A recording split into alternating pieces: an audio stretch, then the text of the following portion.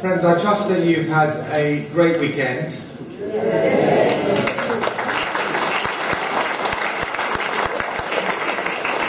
And my task, for those of you who've decided to remain to the end, and thank you very much indeed, is to close our conference, or begin the closure of our conference, with a few reflections.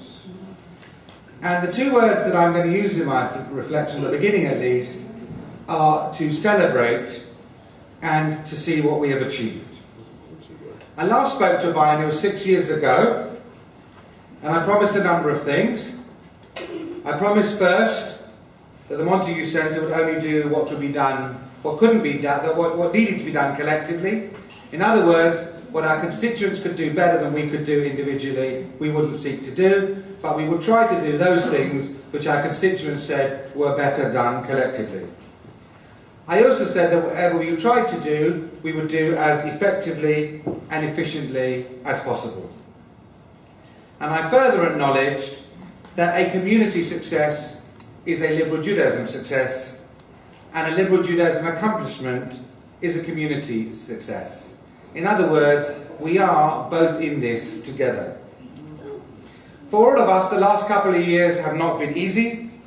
We've had financial challenges, personnel difficulties, recruitment opportunities lost, and we're all required to do more with less.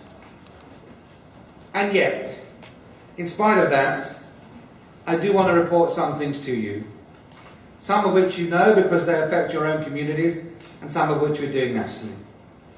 I've just done the latest statistics on our membership, and I know that every year I ask you the question, it seems that I ask it to you differently, or you get a different, I'm asking you give me a different set of answers. But having tried to assess the data that we've got, it seems that nearly all of our communities are actually showing some membership growth.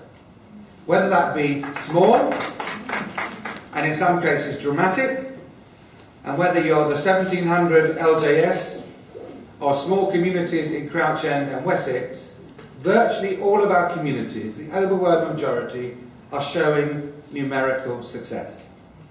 And that is down, first of all, of course, to your work and your achievements. But it means together we must be getting something right. If in the current environment people still want to sign on the dotted line, and you will charge them a subscription, and I will charge you 17.5 plus gift 8% of it for the central movement, then we must be getting something right. It might be our collective ideas. It might be our collective PR.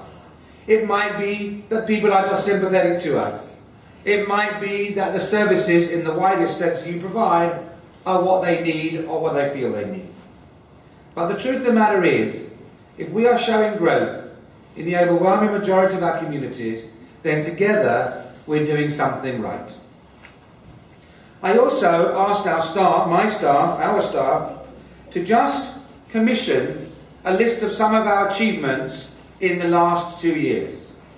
And by the way, the actual Biennial itself is yet another achievement. Yes. In the current climate, to bring together over 260 people, most of you paying, because we charged you and we've chased you if you haven't paid, most of you paying, is in itself an achievement, but of course that's only a small achievement, because what we then do with this conference is of course the big achievement. But the staff have produced for you a little book which is called Achievements 210 to 212, and it just reminds us 2010. Just checking. 2010. I thought that meant somebody might have read it, but at least somebody heard me. Just to remind us, in the 3 years, new communities in Crouch End, which by the way is one of our only communities with more children in it than adults.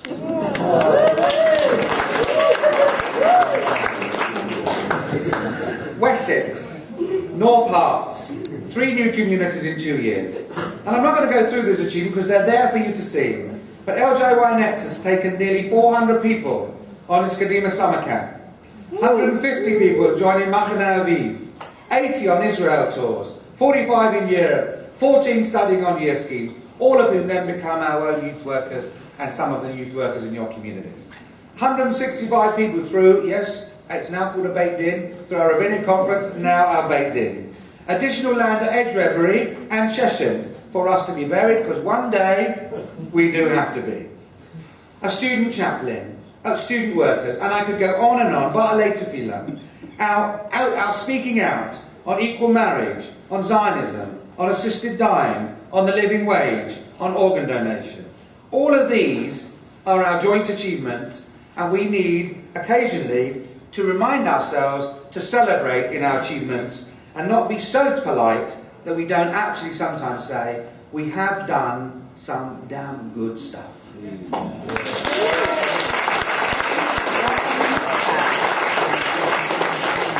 But I am, as my staff will tell you, I am a demanding chief executive, and I have no doubt that our success must not lead to complacency, because the task before us is a large one, and I'm delighted that David Goldberg and Ellie Sarah have produced books which remind us of just some of the things that we need to do.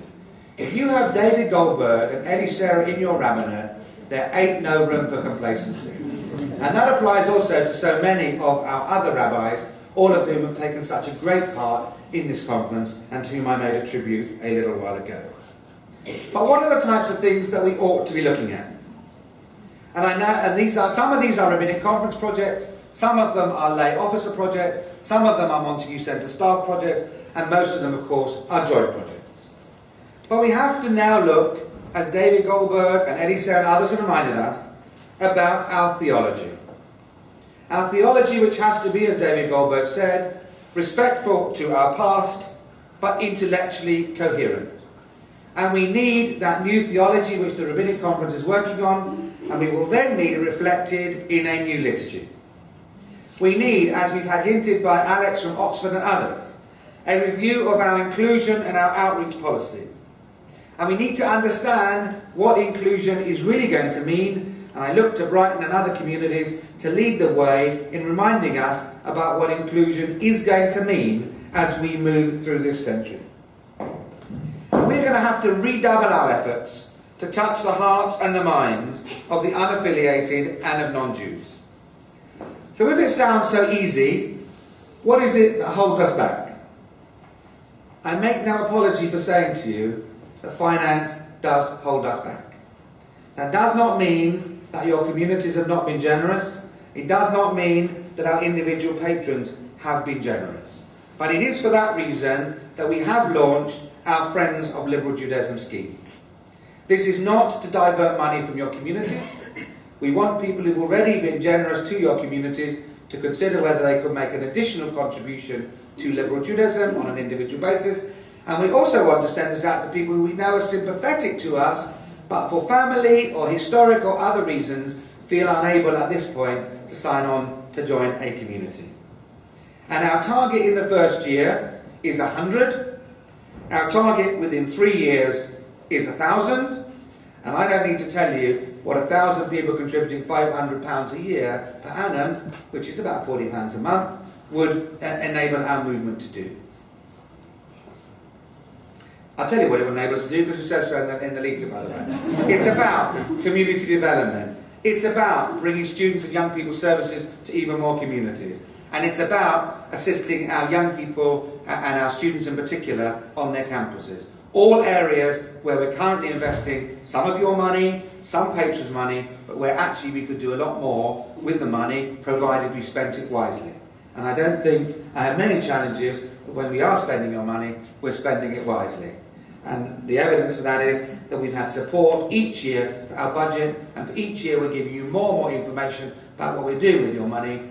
And no doubt we'll have a few active challenges at some stage, but I think the evidence is that we're spending the money each year wisely, and each year we're reviewing it to see that it continues to be spent effectively. Doesn't mean we get everything right, doesn't mean we don't want to hear when we get it wrong. But I think in general we're spending the money wisely, and if you have people like Lord Fink and Lord Haskell keeping an eye on you, you can be sure we probably are spending the money as wisely as we can. That's their money. And of course, with the community treasurers and chairs that we have, they're rightly looking after their own constituents' money and making sure that we spend their constituents, their community, which is your money, more wisely.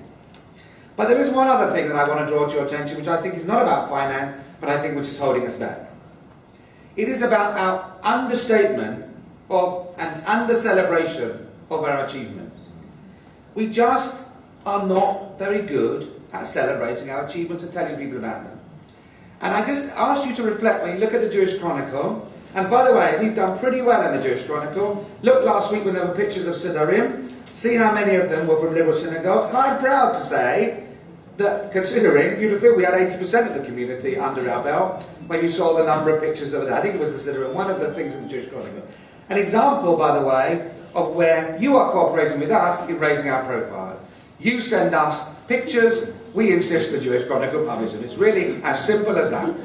If we don't get into the Jewish Chronicle, it's because either we're not writing the articles, that's we being our rabbis of the central office, or you're not sending us the information and telling us. We have an influence with the Jewish Chronicle.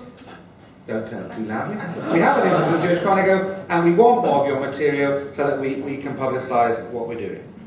So if I was asked about what I would... I'm coming to the end. I was asked what I would... Well, I'm on page 5 or 7, but I was asked what I would say to the JC as a headline for the conference. I'm going to give it to them. Polite liberals become less polite but more pushy. And what do I mean by that? I mean that we have to stop being apologetic. We have to stop looking over our shoulders. We have to remember that we've got 200 years of progressive Jewish practice, which has been articulated in many of our workshops. We've got 110 years of liberal Jewish ideology. We've got inspiring rabbis and teachers. We've got creative and hard-working lay leaders and volunteers. We've got a motivated and customer-focused staff team at the Montague Centre. And all of those things are to bring the values and practices which we hold dear, first to our own members, second to Jews who have not yet experienced our way of doing things, and third to the opinion formers and public fora of the society. And, coming back to the question that was asked, to those men and women who have yet to find a spiritual communal home which combines their concern for society with a desire for belonging. In a way, it's very simple. That has always been the mission of Judaism, and of liberal Judaism in particular. Friends, I thank you for sharing in part our conference, and as we return to our homes and to our communities, let us pledge this: to be a little less polite and a lot more pushy. To have faith in ourselves and our task. To bring that unique contribution of modernity in Judaism, of 20th century reality combined with the strength of tradition. To bring that combination to those whom I am convinced will respond to our values, our welcome and our way of life. Together, we need to offer liberal Judaism to so many, many more people who could make benefit from it and contribute to it.